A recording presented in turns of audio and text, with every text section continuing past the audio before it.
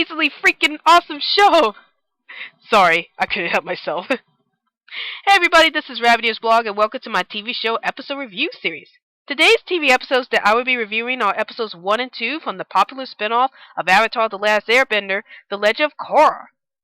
Now, I just wanted to point out to everybody that I've seen the entire first season of The Legend of Korra, or more specifically, all of Book 1 air. And even though I was so tempted to review the entire first season, I decided to reserve my opinions on this season for my review on the show in its entirety once it ends this run, which I hope isn't anytime soon.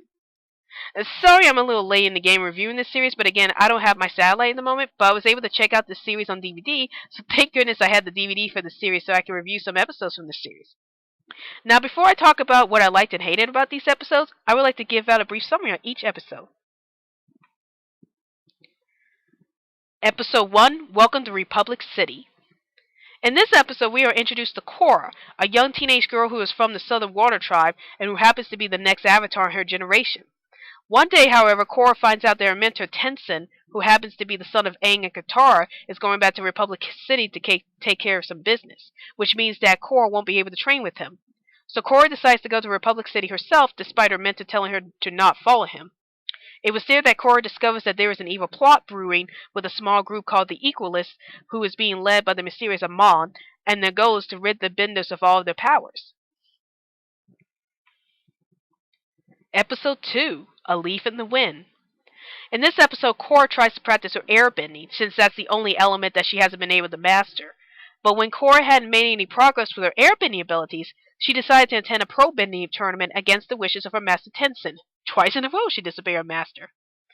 It was there that Korra met two brothers who were competing in the pro bending tournament, and they were Bolin and his older brother Mako.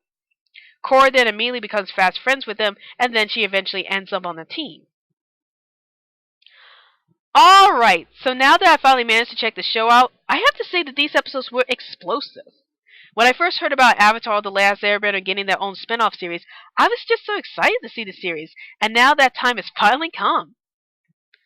The first thing that I loved about these episodes was that they set up a different world from Avatar The Last Airbender, where this world seems much more modern than it did in Avatar The Last Airbender. Well, owing to the fact that this series takes place several years into the future.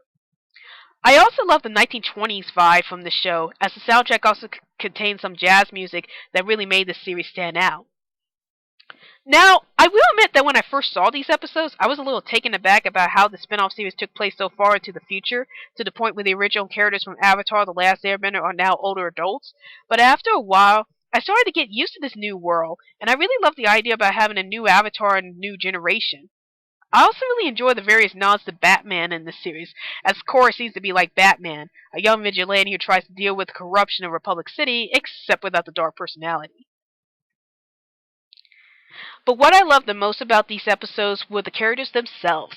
I really love the character of Korra, as she is now the new Avatar, but her personality is a lot more different from Aang's personality in Avatar The Last Airbender, and it really helps set the Legend of Korra apart from Avatar The Last Airbender as a spin-off series.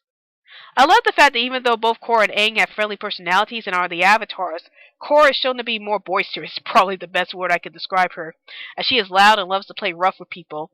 I also love the fact that Korra is so confident about her powers, and it seems that when the show has started, Korra has already mastered all the elements, except for airbending, and that really separates her from Aang. I really enjoy Korra's relationship with Tenzin, her master, as they seem to have this father-daughter relationship, with Tenzin trying to take care of Korra, while Korra acts as the rebellious teenage daughter towards Tenzin. I also love the characters of Bolin and Mako, as they were truly unique characters in the Avatar universe. I love the fact that Bolin is the playful and carefree brother who makes fast friends with Korra, while Mako is the serious and more responsible brother who is trying to earn money for his and Bolin's living.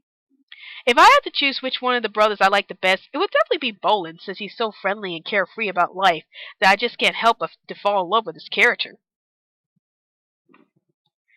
The only problem I had with the first episode was that it didn't really explain about what happened to the original characters from Avatar The Last Airbender. It's shown that Katara is still around, and she is now an elderly woman, and according to what I read on the TV Trolls website, The Legend of Korra takes place 70 years after Avatar The Last Airbender. Now that's a huge gap between the two series, and I would have preferred some kind of recap for the first episode explaining about what happened to all of the characters from Avatar The Last Airbender, save for Katara, and what they have been doing for the past 70 years. Now, maybe the show would go over the events from the past 70 years throughout the show's run, but maybe a 5-minute recap in the first episode would have been enough for me to understand what had happened to everyone over the years, how it all led up to the events in The Legend of Korra. Overall, I give the first 2 episodes of The Legend of Korra a thumbs up. This is a fantastic setup to what would be a brilliant series worthy of Avatar The Last Airbender, and now that I've seen all of Book 1, I definitely can't wait to see what events will unfold in Book 2. Well, that's my episode review on the first 2 episodes of The Legend of Korra, and be sure to check out my other videos. This is Rabbit Ears Blog, and I'll see you later.